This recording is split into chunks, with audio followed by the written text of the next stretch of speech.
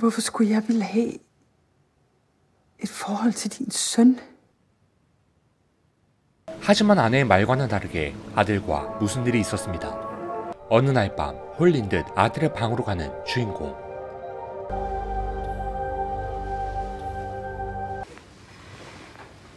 과연 무슨 일이 벌어지고 있는 걸까요?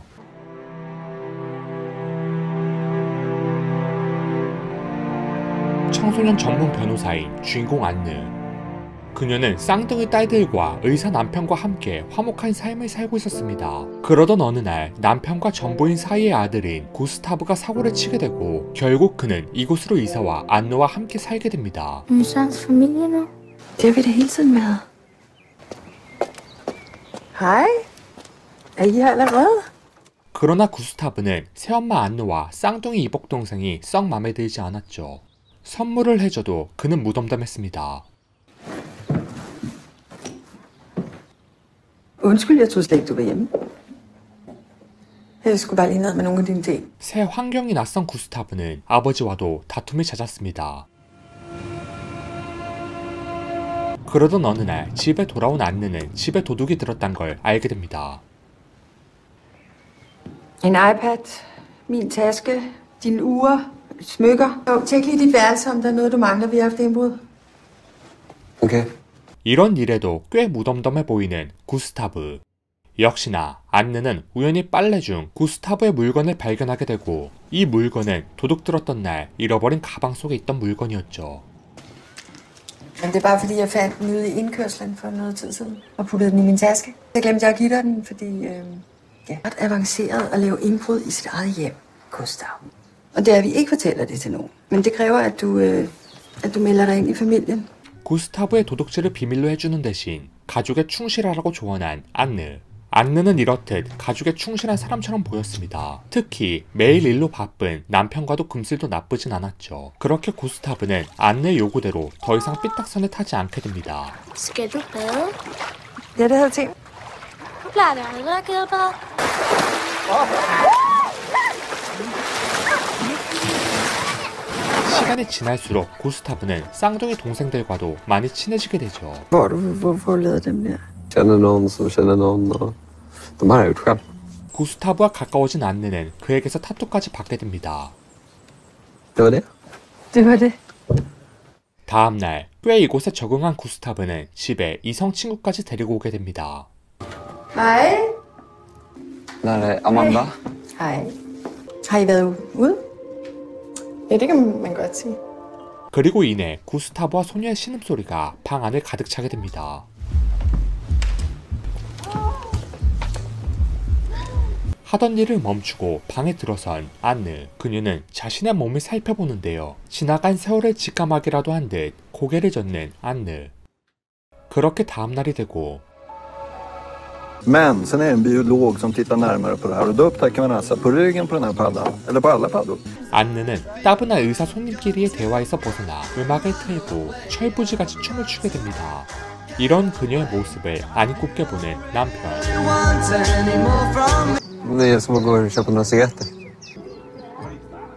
Vill du följa med? 그리고 손님에게 아무런 말도 하지 않은 채 구스타브와 시내로 나가게 되죠.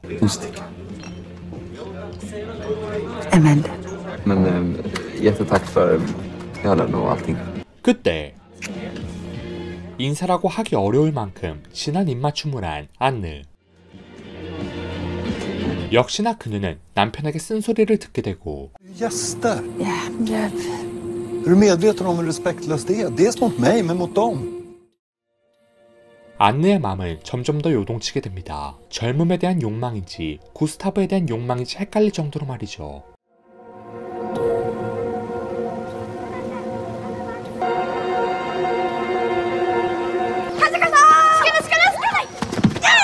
그리고 결국 안느는 넘어선 안 될 선을 넘어버리게 됩니다.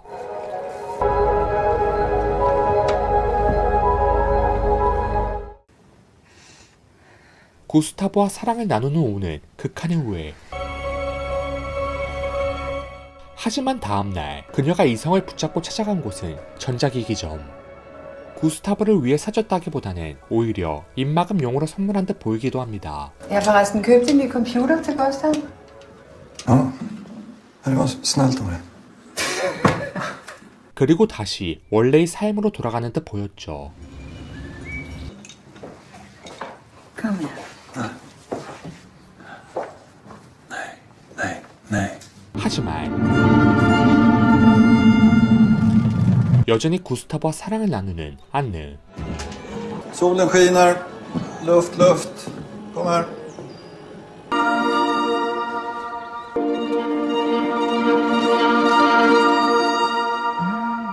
Vad var det värsta? At miste min far. Nogle gange er det, der sker, og det, der ikke må ske, det samme. Lite så måste det vara. 이날 결국 일이 터지게 됩니다. Nå, hvad skal I åbne nu? Vi tager dem her. Okay. Hej. Ikke nu. 파티에서 안느의 동생이 이를 목격한 것이죠. Vi skal ikke snakke sammen. 이에 결국 심술을 보이는 구스타브. Gustav, kan du bara komma ner därifrån? Du förstör ju hela Varför då? födelsedagskalaset. Kan du inte bara sluta nu? Har du vapnet till det? Vad sa du för någonting? Du kan ju träffa någon. Det gör ont att få dem i...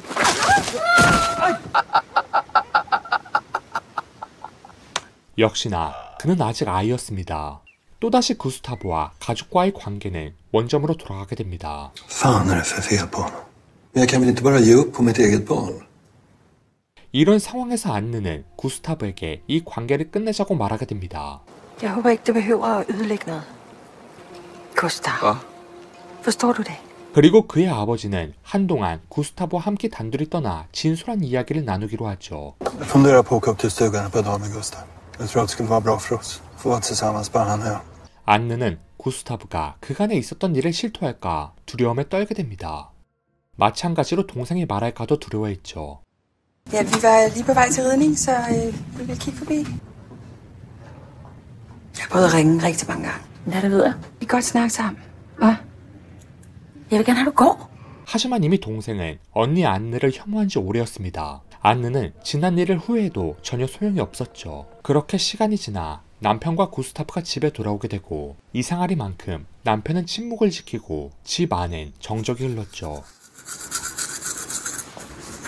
Jeg tænkte, jeg lige ville tage ind på kontoret og hente nogle papirer. Du ska inte åka någonstans. 그렇습니다. 구스타브는 아버지에게 그간 안느와의 모든 관계를 털어버리게 된 것이죠. Han har bestämt sig för att han vill börja på internatskolan. Det er måske meget godt. Att du har haft en relation med min son. Det tror du vel ikke på? 이에 강한 부정을 하여 이 상황을 모면하려는 안느. Hvor skulle jeg ville have? Han har berättat detaljer för mig om er två saker som han omöjligtvis skulle kunna hitta Men på. det her, det er decideret sygt. Du tror mere på en dreng, du overhovedet ikke kender, end på den kvinde, der har født dine børn. Jag vet inte vad jag ska tro! Du spørger din søn, hvem det var, der brød ind i vores hus og stjal vores ting. Jeg aner ikke, hvordan mennesker fungerer. 과연 안느와 구스타브의 운명은 어떻게 될까요?